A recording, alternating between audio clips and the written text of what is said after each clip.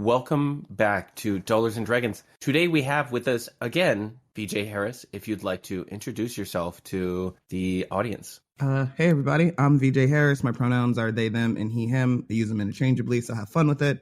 I am a freelance TTRPG designer, professional GM, and I guess educator is the correct word, but I don't want anybody to think like I'm a professor or anything. I just talk a lot about bigotry in the space and in design and how you can like play and design without it. Super cool. I also see that you're wearing like a bisexual D&D shirt. Oh yeah. I swing both ways violently with an axe. It was a Christmas present. Oh, okay. That's a very you shirt, actually. I think that tracks. That's nice.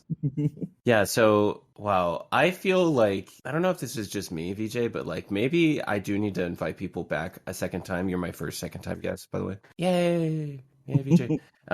I think I do need to invite people back a second time because I'm like way less anxious about it. Chilling, and we've already had a conversation. I already know that you like me, so it's like it's an act. Actually, I'm sorry to tell you that live. Oh but, no! So do with that what you will. Damn, you say shit like that, but I'm gonna wake up at 3 a.m. and be like, "Were they I'm fucking kidding with me?" I am 100% fucking with you. 100%. Oh God. Okay, so we'll just start off with a banger, okay? An all-white cast in this economy, question mark? What do you think about that? Like, what's still... It comes up, it makes its rounds on the TTRPG Twitter once in a while if a show doesn't have a good amount of representation. Mm-hmm. What is representation looking like for you in 2023? And if we're going to talk about what are solutions, like what are solutions for the whites to begin casting BIPOC people in things for better representation? Mm-hmm. What does that look like to you? So first off, that the representation doesn't look like tokenism. Some people might know, smaller groups of people might know me well for being the person that has always argued, hey, Critical Role needs to split up and add more people of color to it. And to be clear, like my argument, this topic we're talking about is not just about Critical Role. They're just the biggest example for me to give y'all. There are lots of other smaller TTRPG actual plays, talk shows that are just as guilty of this, right?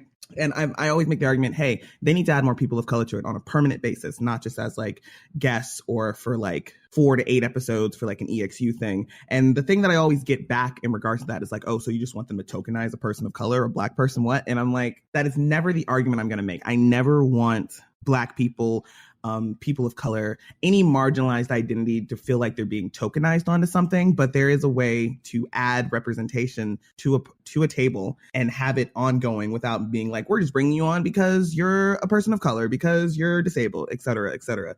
And so, but just to answer... But just to, before diving into the plan for that, to answer, like, what does representation look like to me in 2023 with a specific focus on race? Because this conversation can also apply to, like, other marginal identities, gender, sexuality, able-bodiedness, all of that.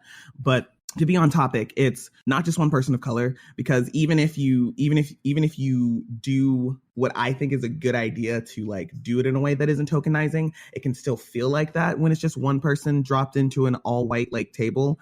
2, if you bring in multiple people of color, that the work isn't done there. You've also got to make sure the environment is safe, because having people of color does not. So while having people of color would technically, and if I see people of color on the screen, be like, oh, okay, so I'm seeing other people of color. Great for representation. Representation isn't just like the front facing stuff. It's the internal stuff as well. And that has to be working well. While we might commend people that bring in people of color, the second, like I might do a bit, okay, cool, I'm glad to see that. But one, you can see when things are, or at least I know I can see, maybe other people can't. Maybe it's like maybe it's easier for other people of color to see it. Who knows, right? But I know I can see when they brought people of color onto the table and they haven't done the back end work on it, because it's just so uncomfortable to watch. It's just like, can easily pick up on cues of like, oh man, they should not have people of color on this stream. And then finally, it's also about protecting the people of color that are coming onto your stream from your community, which is something that you could be the most positive TTRPG actual play. You could treat your people, your like coworkers of color, your friends of color who are playing with you the best. You could have a completely safe workspace. If you're not going to try and like protect and defend those individuals from the racism that is definitely existing in your space, because it just exists. Even if you're a great person, there's always going to be something there. Then you're also failing on that end as well. And I have this plan, because every single time a new, like, starting from campaign 2 to campaign 3, every single time a new Critical Role thing starts, and I'm like, okay, why aren't there people of color? I've had to like whip out the plan, revise it, redo the whole thing. And on the note of like tokenism, right? So yes, if you were to go out and just say, Friday, I'm going to use an example. Let's say that you were running a TTRPG stream. You were about to do an actual play or a talk show, whatever, and you had a bunch of white people, and then you look at it and you're like, oh, I don't have any people of color. It was like, hey, VJ, you're black. Come on. Obviously not in those words. Like, I mean, I'm assuming none of you are going to do that in those words. You shouldn't do that. Period. That was word for word how I emailed you and got you on the show. I wasn't going to put you on blast, but. But yeah, so first off, like, obviously we're not going to do that or do that in any other, like your thought process should not be, oh, I need a black person, let me go find a black person. Your thought process can be, oh, this is a lot of white voices, and it's not like it's not a fair representation of the community you're going to be speaking to, even if people of color are like on the smaller side of the community, which I feel like that might be debatable at this point, but I don't have any numbers to back me up, so I'm not going to argue one way or the other. It's still like an all white cast is not representative of the people you're going to be pushing this out to, unless like you're like, no, I'm just focusing on white people. Then, well, I can't help you. I kind of hope your stuff crashes and burns, unless it's like in a very specific context of focusing on whiteness. But so you're going to want to work through your thought process on why you're bringing on people of color. It shouldn't be to check a box. It should be something along the lines of, okay, this isn't representative of the community I want. I also know that like there are a lot of amazing creators of color out there that, due to no fault of their own, simply because of an effect of, white supremacy and like systemic racism, are not getting as many opportunities as a lot of white people in the space, even those that are either at the same level as the white people or even better. And so you should really come at it from a place of representation is important and having diverse voices.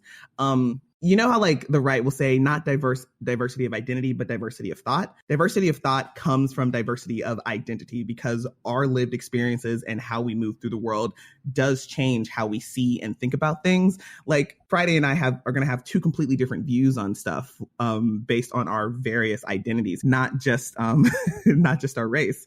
And so you always want to have that in there, right? Like diversity of thought. You want to have that in there, and you're not going to get that if you're just like all white people or anything like that.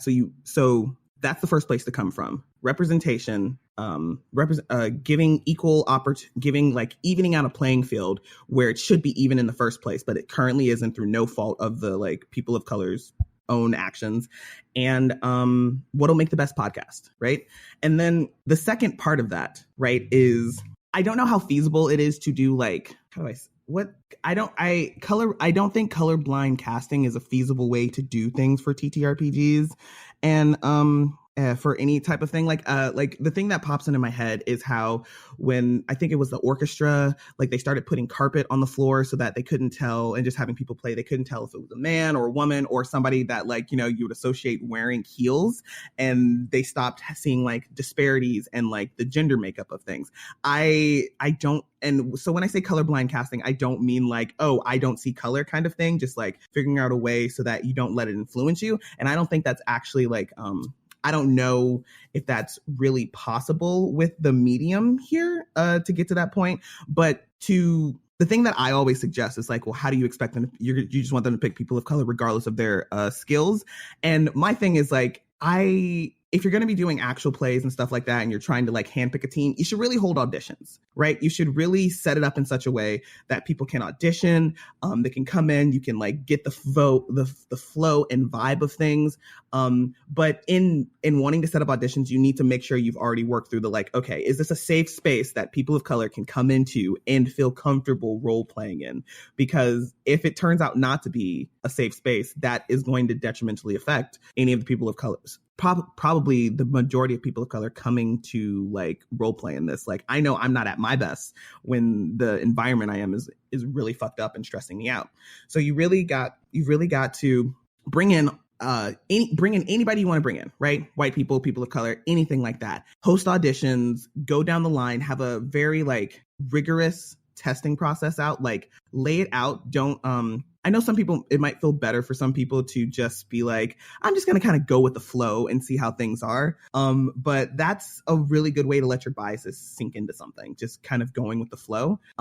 There are systems and stuff you can put in place to like, okay, be like, okay, these are the definite questions these are the definite, like, has to hit this, this, and this. Like, these things are what we need. And then if there are a few other things that like come into play later, it's like if you've got 3 perfect candidates and you're like, okay, they met all of my requirements. Now it's kind of like, okay, what do we do here now? But the upfront stuff. What VJ is talking about is open casting calls and sort of selecting for a team in that way where the performance matters a lot. And also you're looking for a specific person to fit a tone or a theme or something to that effect. And you don't know the people exactly that you'd like to be on the show.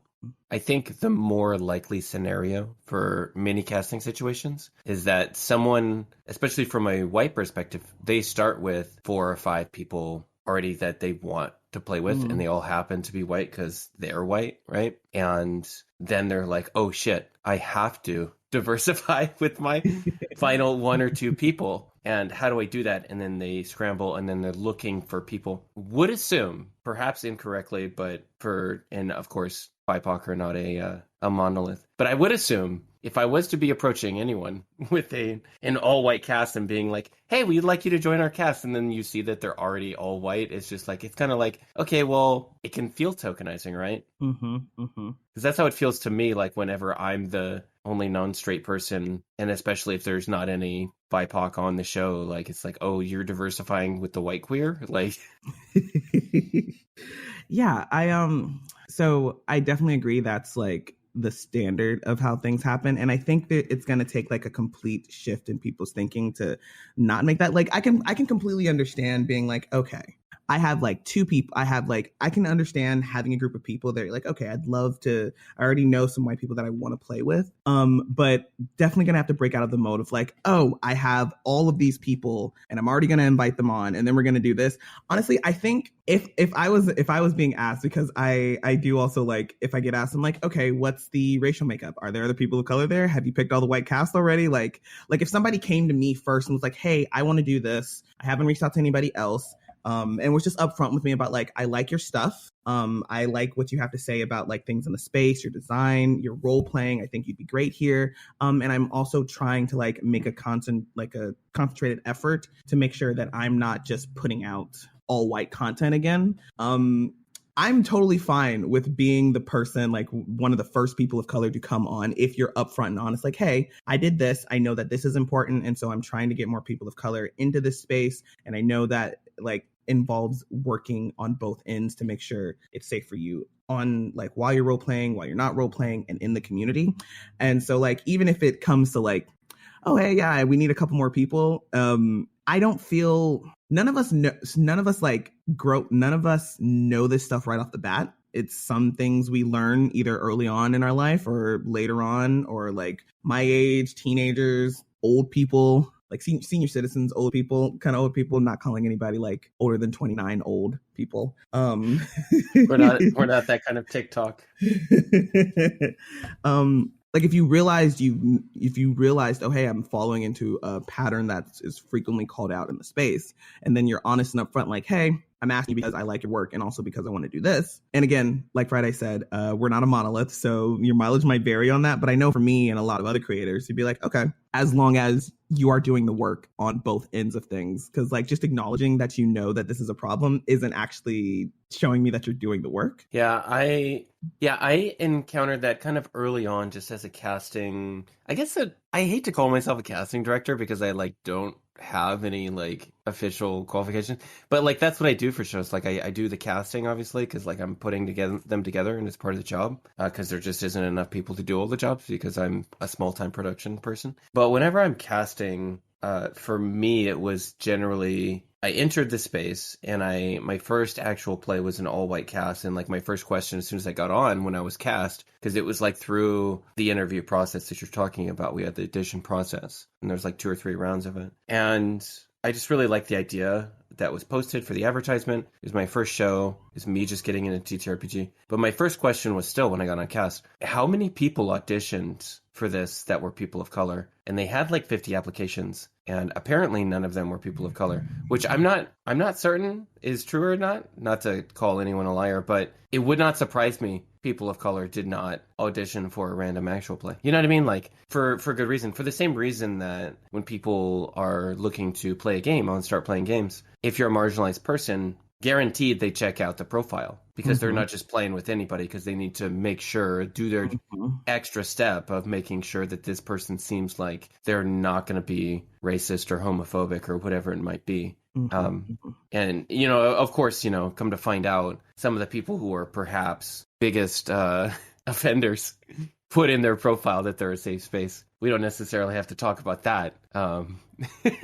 With that being said, I know you want to talk about it, PJ, but let's we can pivot back briefly to, how do you create space that seems, at least from your perspective, that seems safe for BIPOC to be joining if you are in an all white space? Yeah, so I was talking to a friend about this last night, right? Because and again, like I said, this doesn't just apply, like I use Critical Role as an example, but there are so many like much smaller actual plays and TTRPG shows that are guilty of like having an all white cast, right? And just for episodes and episodes not doing anything about it. And I was complaining about it because I was like, come on, especially given the fact that it was like Black History Month. Like, again, none of us want to be tokenized. But if there was ever a time to start trying to do better, you know what? Maybe during like, especially in regards to like adding Black people to stuff, like maybe you should have been like building up to bringing on like a Black co-host or player or multiple players, honestly. Like, again, because I said like maybe not just one person of color, one Black person, you know, because that can feel really weird. But the response I got back to that, my friend like took the words right out of my mouth, like wasn't forming it. I couldn't think of it correctly, and then they said it was like, if you always start off doing like trying to make your space safe for people of color, when it comes to the time to start actually inviting them in, it won't feel like tokenizing. It won't feel like you're just doing it just for a checkbox or anything. It's because you've always been doing it. So what I'm gonna say to like making it feel like a more welcoming space for people of color, you can't just like, when I said you have to be doing the back end and front end and community work, you can't, it's honestly best to do that if you already have an established like community and like you're already like an established group and you're like, okay, I'm trying to make this more of a welcoming space so I can eventually invite people of color in as guests and then as permanent members. You need to start like working on the any of the like racist sentiment that is like a part of the production, a part of what happens on the screen, a part of what's going on in your community. Like, you need to really dive into the space you have and you've created and start chipping away at that before you can like comfortably reach out to a person and be like, hey, I would like to do this. I know for me, if somebody was in this position, they were like, hey, I haven't had a lot of people of color on here and I'd like to start changing that. And then they told me the steps they went about to make sure it was a safe space for me as a person of color. I'd be like, okay, I'll give it a try. I don't know if like upfront listing out the steps, or I don't think it'll hurt if you reach out and be like, hey, I want to have more people of color. Also make sure it's like you're highlighting people of color who are doing good stuff. You are not highlighting them just because they're people of color. Like, if you come to me and you're like, hey, I want to add more people of color, you're Black, I totally would love to have you, and no mention of like, oh, your work and this and that, like actually looking at my skills, is going to be like, absolutely not. Kick rocks. You really gotta do the upfront work to make your space safe and welcoming before inviting people of color on that. And that can take time. And because if you didn't start building your space to make it like that in the first place, retroactively going back to fix that can take a lot of time. And in that time, you shouldn't have any people of color in there.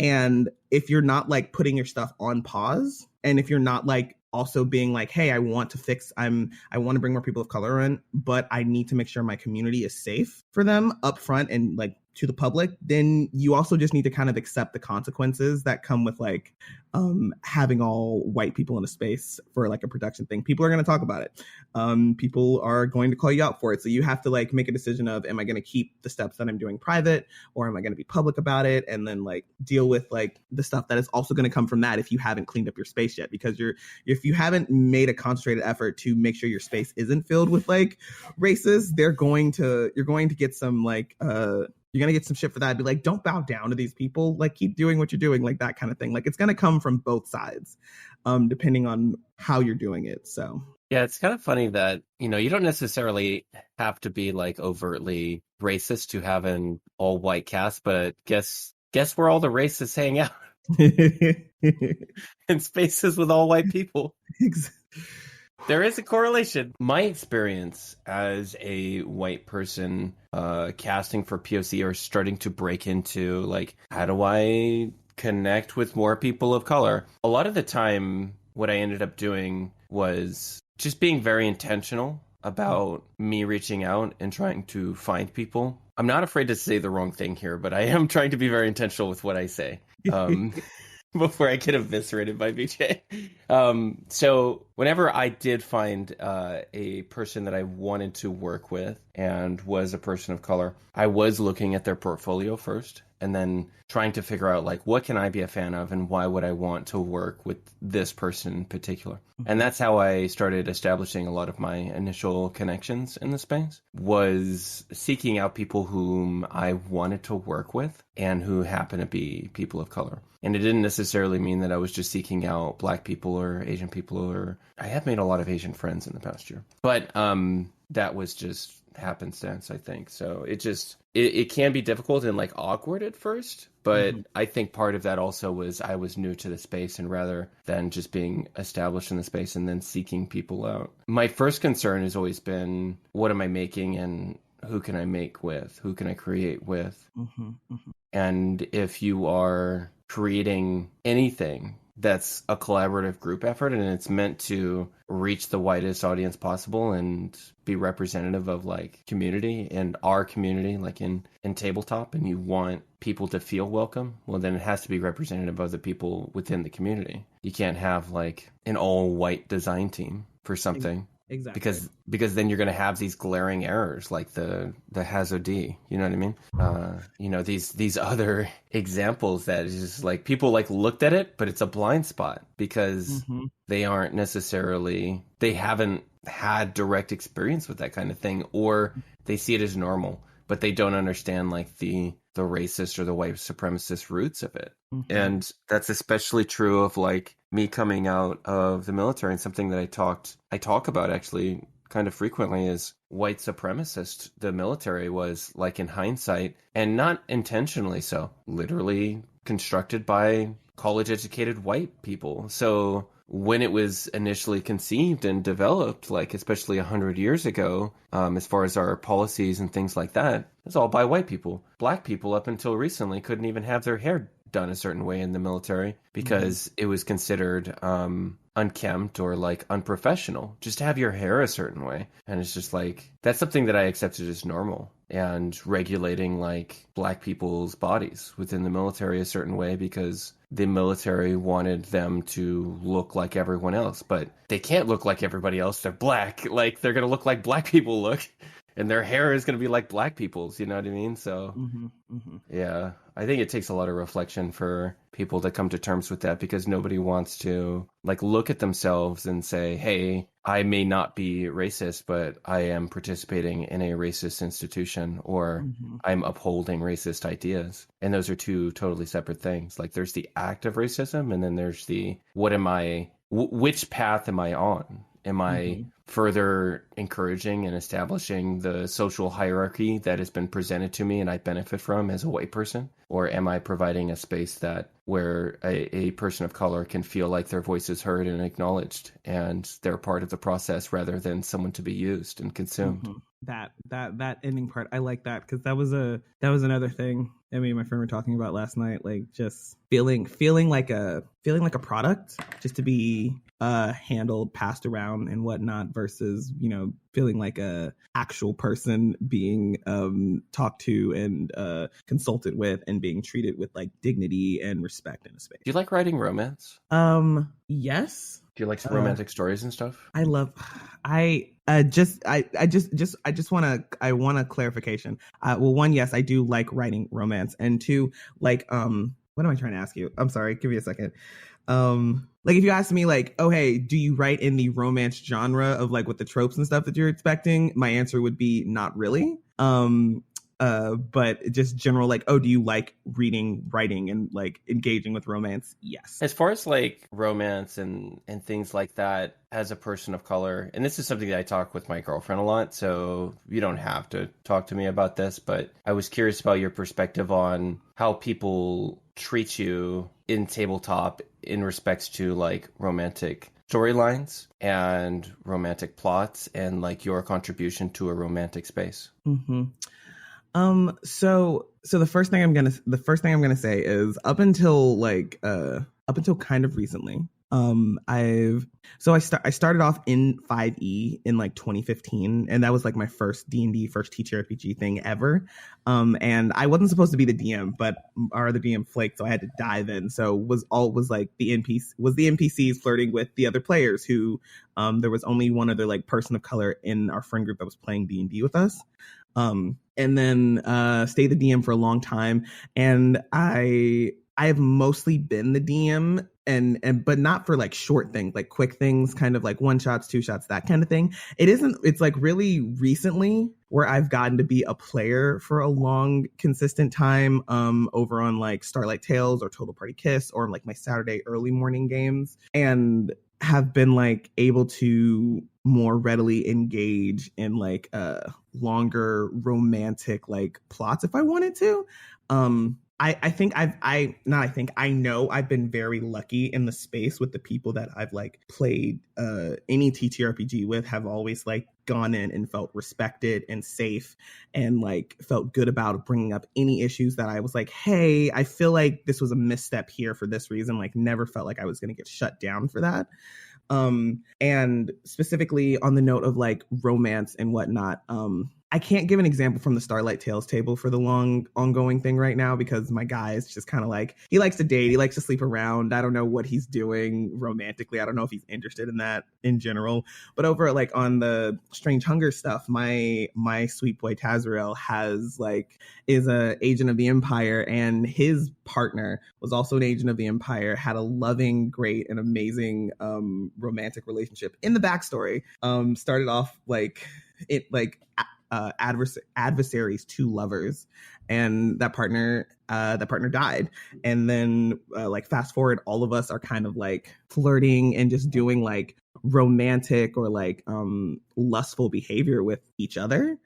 And to bring it back, so for the backstory stuff, Alex, my DM, has always been very, I think Alex is an example of somebody who like did the work beforehand to make sure they were like making it not only a safe space, but knowing how to interact with each of us as players, and like taking into account any issues that might arise from that, given our various identities. Like, Alex has put a lot of work into like researching how to do that stuff, reading a bunch of different things that help with that as well. And the way that Alex has always handled romance with me and my backstory character, at the very least, has been very like, I guess I want to say tender, because I feel like a lot of times, even outside of TTRPGs and role playing and stuff, Black people, when not necessarily sometimes when we're interacting with ourselves, but definitely when it's outside with other like non-Black people, and especially white people, we don't really get tenderness when it comes to like trying to figure out what our romantic relationships are with each other, or in a space, if it's like a non-Black or like a white DM who's like, yeah, romance, here you go, we'll just kind of shove this in here, and it's like rough, and it's not, and it's like that thing where people are like, we're tired of seeing damsel in distress tropes. Okay, you can be tired of seeing that in white people, but like Black women, Black femmes don't get the damsel in distress thing a lot, so like give it here. Like, and I've been lucky, and I've been lucky that the people that I'm like engaging in this kind of stuff with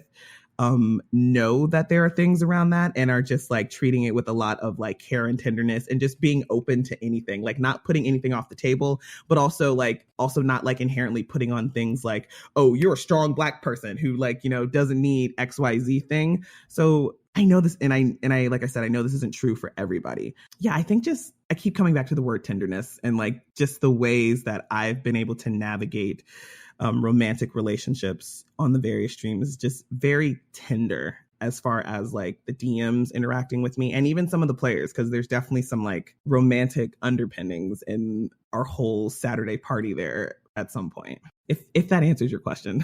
I might have just rambled and not actually given you an answer. What is it that Alex has done, do you think? What are some of the things besides, you mentioned being tender, but what are some of the things that Alex has done just as a GM, I believe they're also the producer or they're in some capacity, like sort of the casting director, and they're in a position of power in that show. What have they done that has made you feel really comfortable? Yeah, on the like position of power. So yeah, Alex is definitely the one who like reached out to all us like, hey, you want to do this? And we got in here. Alex is the DM, has a lot of like functional power over us as players.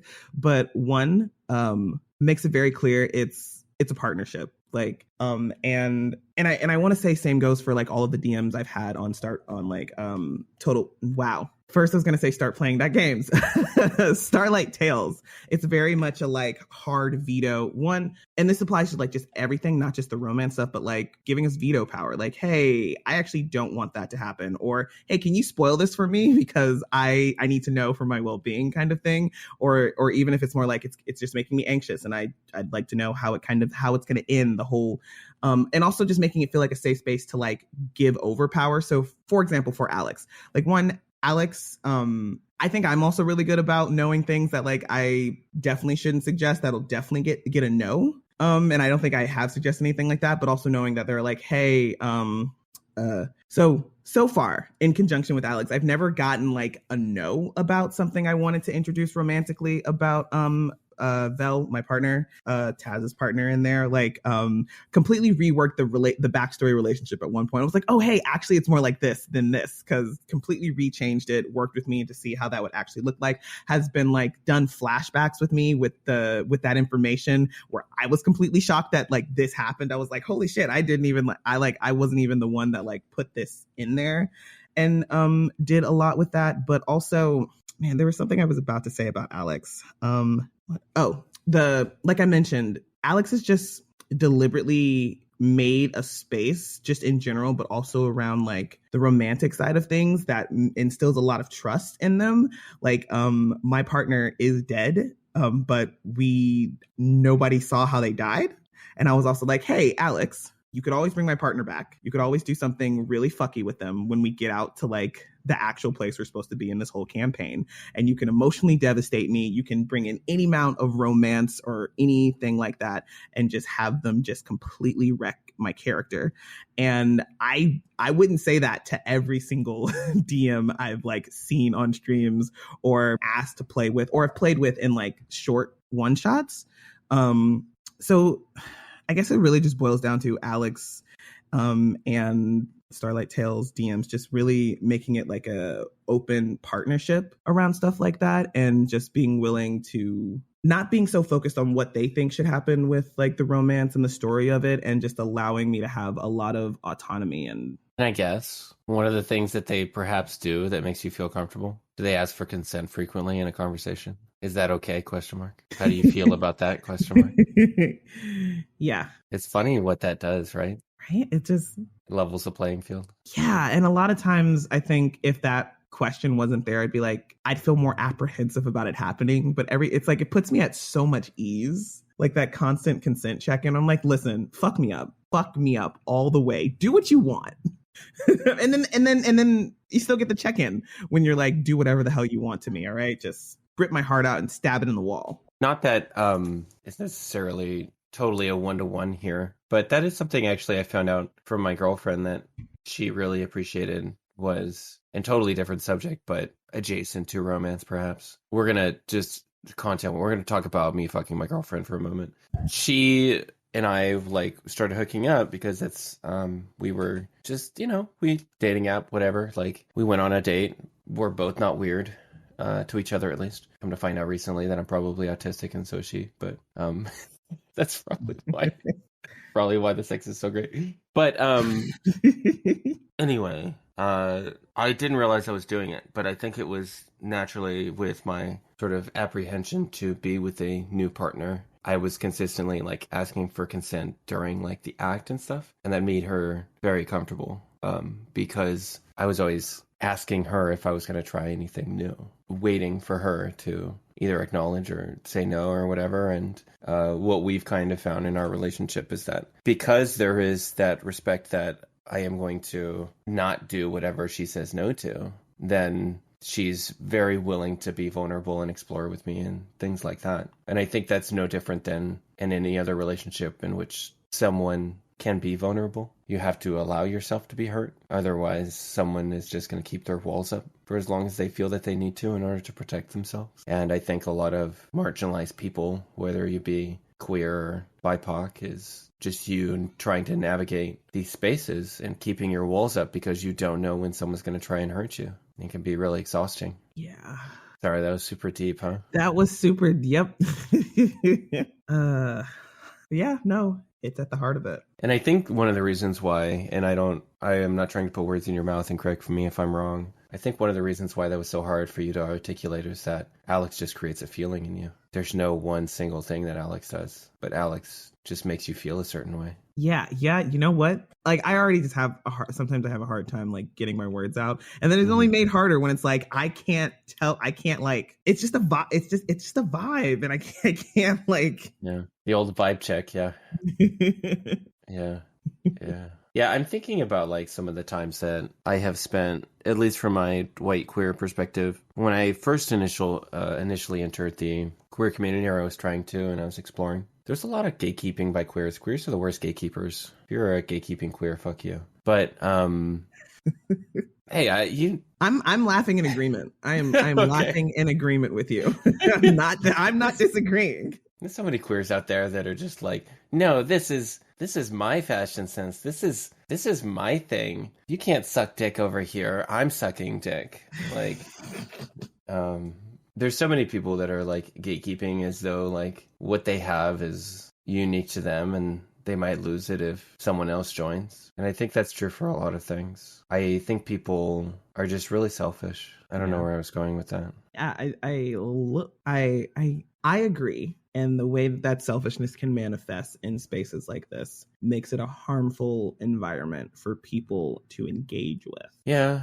From a project management perspective, and whether it be like game design or like creating a show, I try to look at things through the lens of what is the best thing for the product? What is the best thing for like the service or the show or whatever it is that we're doing? And oftentimes when I think about how the project has gone this far and the manner in which that we're succeeding on every metric up to this point is really solely based on the contribution and creativity and like love that each of our contributors has put into it. Because I could have, if I had wanted to, made a decent or a pretty good book, right? I could have made Vineyard into something that was pretty good. It's so much better with all these other people in it. It's like impressively, amazingly better. Because I know what my drafts would have ended up looking like if I hadn't worked with other people with different perspectives to develop it more and to shape it into something perhaps entirely different. It was surprising yet satisfying the way that it's turned out.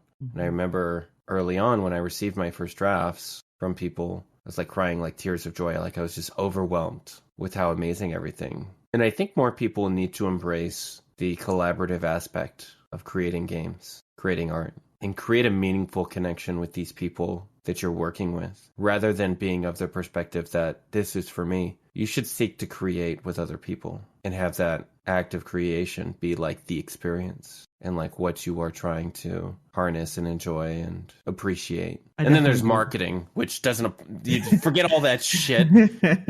But if you're a creator, I think it's important to focus on those things and partnering with people who will perhaps one day like matter to you a lot. And I know that I have gained a lot of, I would call them friends, since I started working in TTRPG. And it's just really nice to work with people whom I like love and trust. And I really am a fan of working with. I really like their work. I like working with them. And that comes with its own challenges, of course.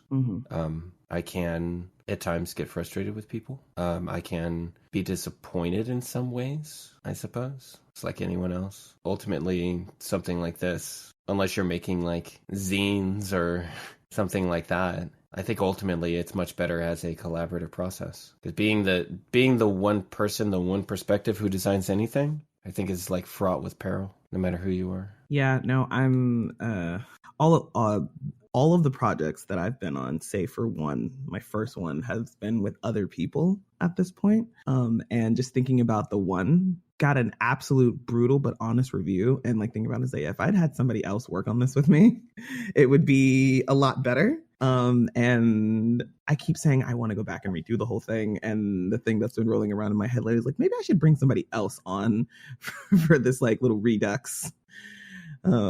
Yeah, I do think in a lot of cases, designing with other people, definitely, and even if it's not like, even if it's less about like, oh yeah, we're definitely doing all this design together, and even if it's just like, hey, can I talk through this with you instead? Because I didn't talk through that project with anybody. It was just me. I was like, all right, here we go, all in. Protect my baby. I didn't even want anybody to criticize this. I want everyone to love it. They're gonna love it because I put my soul into this. Yeah, and it's like, use the people you have, all right? I mean, not like use them and like, but like, damn, VJ, you're exposed. Yep, treat them like a commodity. Use them and shelve them. Reach out to your design community and ask for feedback and help. Let them be a blessing to you, and you be a blessing back in other ways. All right. I think one of the things that you can do, especially if you are, because nobody works in tabletop until like they've been working in tabletop for 10 years and then they can go full time. Fuck it, I'm gonna say it. If you're white, you probably have more money, right? So that's just how it is, like in America. So if you have more money because you have a good paying job, then normally that good paying job is a result of like white privilege and living in an area that's going to support you to be able to get you those opportunities, right? Mm-hmm. If you're thinking about what is it that you can do, then one of the things that you can do is hire a person of color to work with you. Again, specifically, the main reason should be you like their design. All right, because I never want anybody to say that you think people of color are always good at what they do. I actually don't. Some of us suck. Some of us are bad at our jobs. But not as many of us as like, systemic oppression would have you think. So please look at our work before you do that. And honestly, if you're coming into tabletop like as a part-timer and you've got a great career, I think that's a great opportunity for a number of reasons. And not simply if you're white, but if you're anyone that has like a platform, and I was talking about this with Kitty-osaurus, you have a unique opportunity as a person that has the means to be an angel investor in a project. And if you have the means to turn your side hustle money into something for this project, then that means that you're going to be able to compensate people and then bring in new perspectives that will appreciate working on something and being paid, and then also produce a better product. And especially with our current OGL season, I think it's important to sort of embrace those things, right? It's important to really look at what it is that you want to do and where your niche is as you expand as a designer and you move on to things that you can potentially fall in love with. Exactly. Damn, we didn't really talk about the vineyard at all, but we're out of time, VJ. Wait. I have a really important question for you before we go. Mm-hmm. Since I am a Black guy that is working on a project that you are in charge of, how did you come to get me on this project? What was the thought process? Like, if we have a couple minutes, yeah. Tell me how it happened. Because I'm asking this because I think I feel comfortable in saying I think the way Friday did it was a great way to do it. So how did I do it? I don't even remember how I approached you. I was making a joke earlier. I don't remember. How did I approach you? I don't know. Did I email you? Did I DM you? Hold on. Let me check the history of our emails. I think it was a DM. It must have been a DM because our emails start with the assumption that we're already working together. Oh my God. Like, how did I do this? Let me look because I honestly, I don't fucking remember how I did it. And that's going to inform. No, it wasn't a DM. Wait, was it a Discord DM? It It could have wasn't been on Discord, Twitter. then it had to be Discord, and probably because of Discord, because at first interactions were definitely about the cohort. Oh, yeah, yeah, yeah, yeah. Okay, yeah, yeah. Okay, that's how I got to know you. Got you.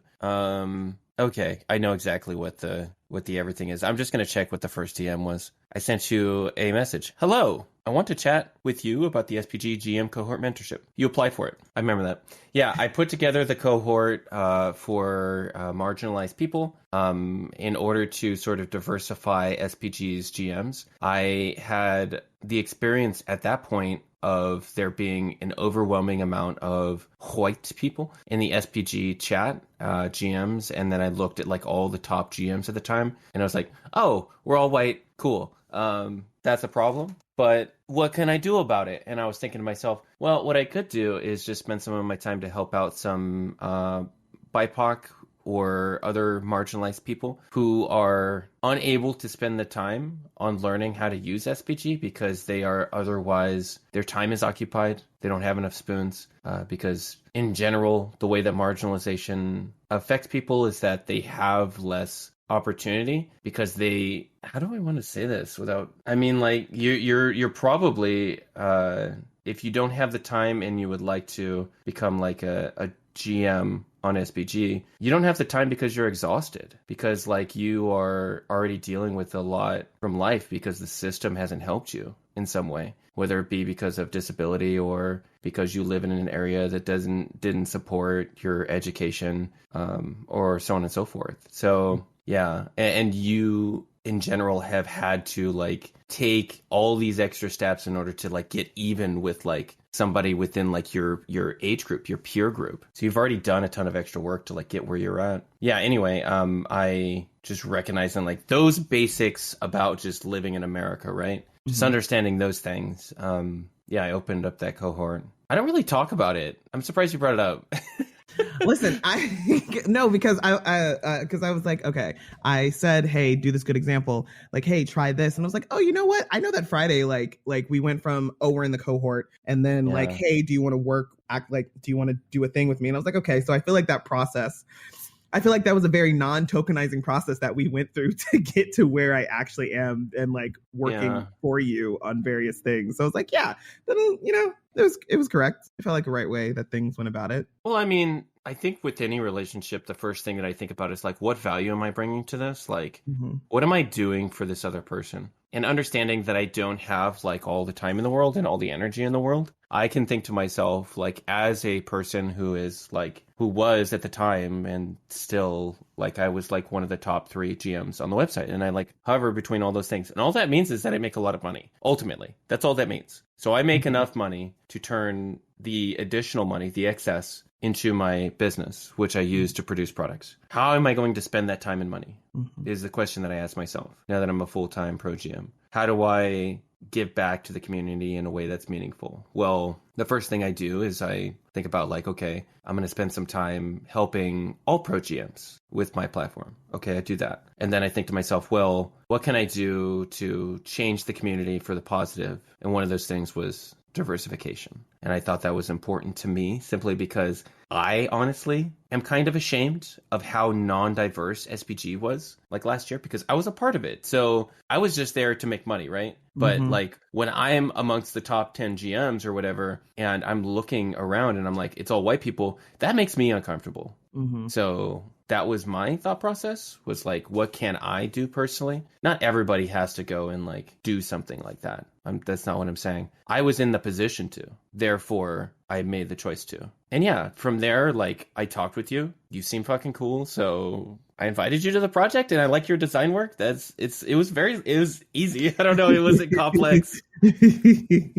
Yeah, it wasn't like a big big old thing. It's like B Dave says often. It's like, hey, do you want to work with Rick? No, I had a bad experience with Rick. Okay, what about Jim? Oh, I had a good experience with Jim. Okay, Jim's hired. That's it. Like that's how it goes most of the time. But if you only surround yourself with white people, then obviously you're only going to hire white people. Exactly. So it's just one of those things. And then like you can, and I've made like a very intentional in the past 2 years since I got out of the military to like try and enter other spaces and just be a listener and be an observer. Me trying to learn more about other cultures and interact with people respectfully in their space and just join their space and listen does a lot of work, just kind of like learning. And I spend a little bit of time doing that. And you can do that in a number of ways. And you can listen to 3 Black halflings. You can listen to Asians represent. Like there's a lot of ways that you can do that as a white person. And it feels to me like it's, at this point, it's bare minimum because unfortunately the education system has failed a lot of us. And I was talking about this with my girlfriend, who often, like when she has conversations with people and mentions anything to do with the civil rights movement, there are so many people, she grew up in Georgia, there's so many people even in Georgia who just don't know all of these major events that happened. I don't know, it just feels like it's bare minimum at this point, especially if you're going to be a leader in this space. You should not be a leader if you don't know how to handle diversity and you're not working on yourself. You shouldn't be a leader, in my opinion. So I think that's bare minimum. Listen, I 100% agree with that. But yeah, no, I mostly wanted to ask because I felt like, I was like, I know that there wasn't like a long, like, and like, I know I gave an example of like long and in-depth process to adding to like making it a safe space for people of color and other marginalized identities to get into a, all white space. And I was like, I know that's not what happened with Friday. I know this was like it was way chiller, but I also know that it wasn't a weird tokenizing thing. So let's hear it. Like all that to say, there are a lot of ways to go about doing this. And not all of them have to feel like a big, scary production, but they all do take intention and the desire and fortitude to do better. Yeah, one of the things actually that I learned, of course, is a white supremacist thing, but also because I was in the military and I was like a staff sergeant, I was quote unquote a big deal. So I was like, I've been in like leadership positions and stuff, and like it's weird going from like being the person who knows everything to like a new industry completely, and like just like learning from people all the time. It's very humbling. And I think it's very important that you take that sort of perspective that you have something to learn from most everyone that you interact with, especially if you're white, from people of color. The way that they are going to sort of impact your life it's subtle at first, in my opinion. And of course, I interacted with BIPOC within the military, but it was a white supremacist organization. So like they, for the most part, couldn't like actually be themselves a lot of the time around me or around anyone else, because even the behavioral reinforcement of like the Uniform Code of Military Justice and like everything to do with that really reinforces white supremacy. So like BIPOC people can't really be themselves a lot of the time. That's what I would say. That's what I would observe to it, because there's such an undertone, that white supremacist sort of structure. I think it's just important to put yourself out there. Do what you can. I mean, if you're in the position to, then I think you should. Yeah, give what you can. I definitely agree. And it'll pay off in your community and in your professional and personal life, honestly. I'm glad we're friends now, VJ. Me too. Me too. We're going to have to talk about the vineyard the next time you come on. Okay, yeah. We'll listen, that'll be the start of it, all right? That is what we're going to do right at the top. First topic. This is the first topic. Unless something else comes up. Okay. Well, I'm on this project for the rest of forever, so I guess whenever. Yeah. The vineyard coming to Kickstarter in April. VJ Harris is one of the designers. You can't see me. I'm like, this is not a video. This is not a visual fucking... Yeah, BJ's doing the finger guns pointing at the sky. That's the alt text for this podcast. Thank you so much for coming on, VJ. I'm going to hit the stop button. Oh, I'm sorry. We have VJ's links in the description if you'd like to check out VJ, who is a best-selling author on DM's Guild. And it's a good thing to support people on DM's Guild, especially in these trying times of the OGL. If you would like to spend some money, why not spend it on VJ? You'll love anything you buy from me. Everything except for that one project that VJ talked about. Yeah. Listen, do not buy Restless, a guide to laying incorporeal undead to rest. That needs a complete rework. Don't buy that. I should take that down. Well, I'm not going to, but don't buy it. Coupon code. This needs rework. Thanks so much for listening to the Dollars and Dragons podcast. If you'd like to support me, and more importantly, my editor who does all of the heavy lifting here, then you can subscribe to patreon.com/isfriday. And that is going to go straight to my editor. Appreciate it. Thank you so much.